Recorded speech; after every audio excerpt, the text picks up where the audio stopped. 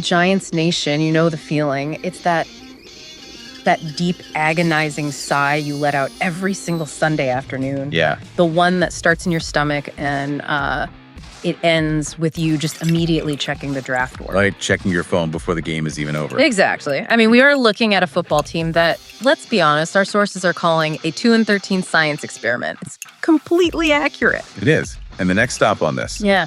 this tour of misery, is Las Vegas for what's been called the Casino Bowl. The Casino Bowl. It's a matchup of just utter futility. The only thing you're wagering is future draft capital. And when you read the analysis, the game is summarized perfectly. It's a movable object versus a stoppable force. I mean, that's it. That's the epitaph for the whole season. And frankly, I am so sick of the dysfunction. Yeah, I need to know the truth of why we are here. Because right now, the only silver lining that keeps me watching is that number one pick. So today, our mission is simple. We're going to distill all the chaos from the reports and figure out why this season collapsed so spectacularly. And more importantly, what this absolute mess means for getting that pick. Because this roster, after what Joe Schoen has done, it screams incompetence. It really does. It's a painful reality of team building, isn't it? Yeah. The struggles we're seeing right now are a direct reflection of some deeply flawed long-term planning. Okay, let's unpack this. So we have to start with the biggest, most glaring sign of the crisis, which is the injury report.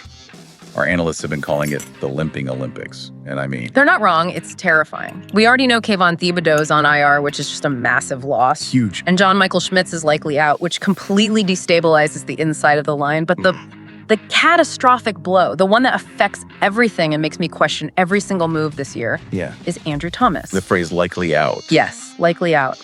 And that isn't just a standard injury report note. It's seismic.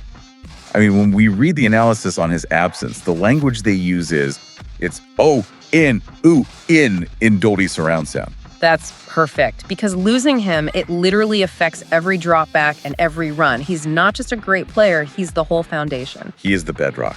And when that crumbles, everything else just comes crashing down. And this is where my frustration with Joe Schoen just hits a boiling point.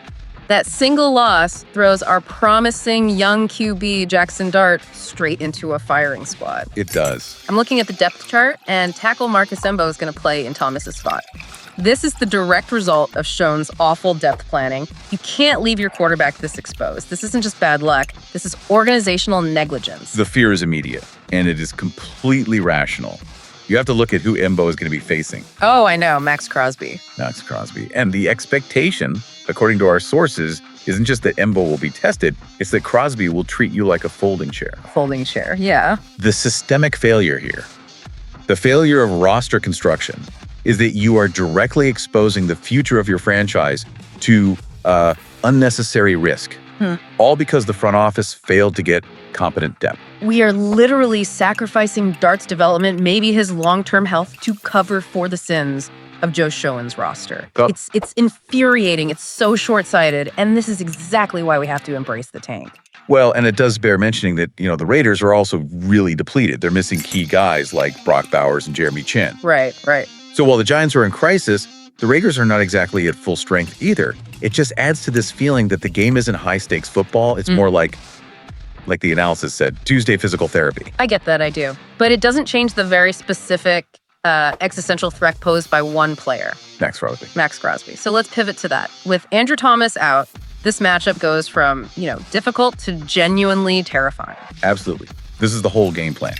The PFF grades for Crosby, they tell the whole story. He's an elite, relentless force. What are the numbers again? A 79.7 overall, 77.1 in pass rush, and a 78.7 in run defense. He is just as devastating against both. The description is a chainsaw and shoulder pads. A chainsaw and shoulder pads. That's the nightmare. He never takes it down, which means the mission for this patchwork Giants offense is crystal clear. Don't let Crosby end the game by himself, because if this line tries to block him one-on-one, the game is over. It's over by the second quarter. So the tactics for survival they're mandatory.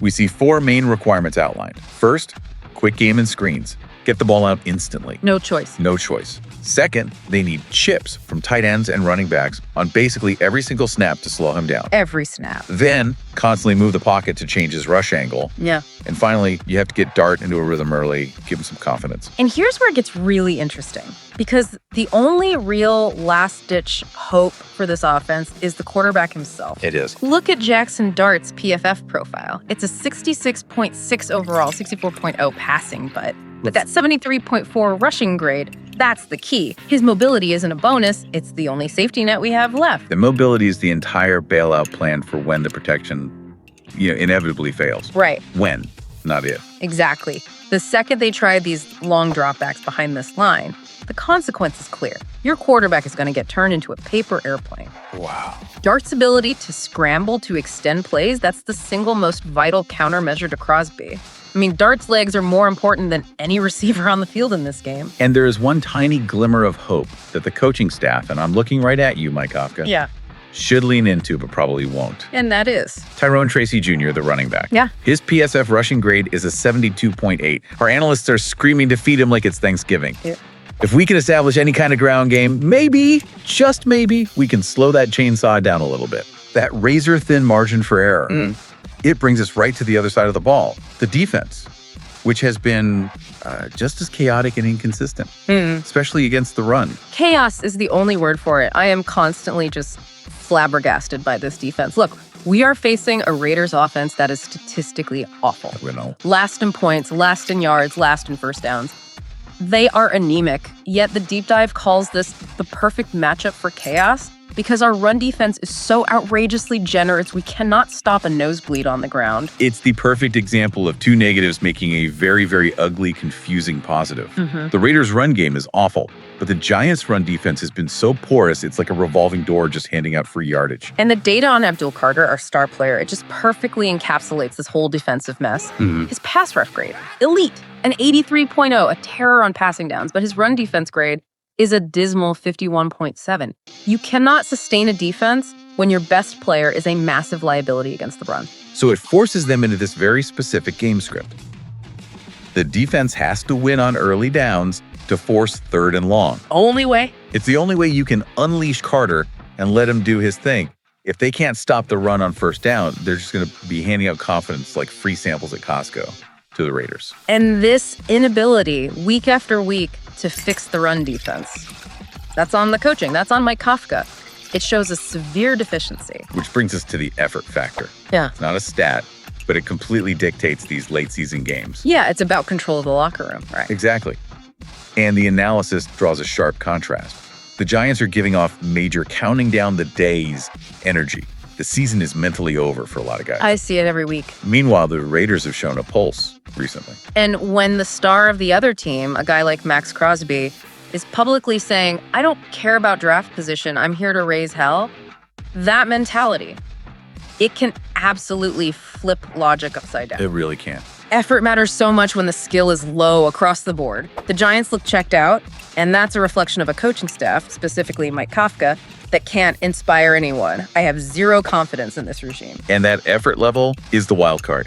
It will derail any logical prediction you make based on stats. If that 51.7 run defense effort shows up, they will lose, even to the worst team in the league. So we have to talk about it, the Tank Bilal reality check. But before we do, let's just, briefly acknowledge the source's 3 keys to a Giants win, even if it's going to be an ugly game. Okay. First, survive Crosby, quick throws, chips, no hero ball. Got it. Second, use Dart's legs like a cheat code. And third, and this is a big one, tackle like it matters. If only. If those 3 things happen, the prediction is a low-scoring, mistake-filled 20-17 type of game. And if the Giants somehow stumble into that win, there will be a fan civil war. The analysis pointing this out perfectly, the debate that's ripping through the fan base. Win for pride versus lose for the pick. Well, and the key distinction is that the players, they're just focused on keeping their jobs. Right. Earning their next contract. Of course. That survival instinct clashes directly with the fan base's strategic long-term desire for that draft capital. And I am firmly on the side of strategy. Let me be crystal clear. The only silver lining to this entire disastrous season, a season wrecked by injuries, undermined by Joe Schoen's lack of depth, and run by a coach who can't inspire effort, is securing the #1 pick. We need that capital. This is the tank bowl. Winning for pride right now is organizational malpractice that hurts the franchise for years. Schoen's decisions put us here, and the only hope for a real reboot starts with that pick we must lose.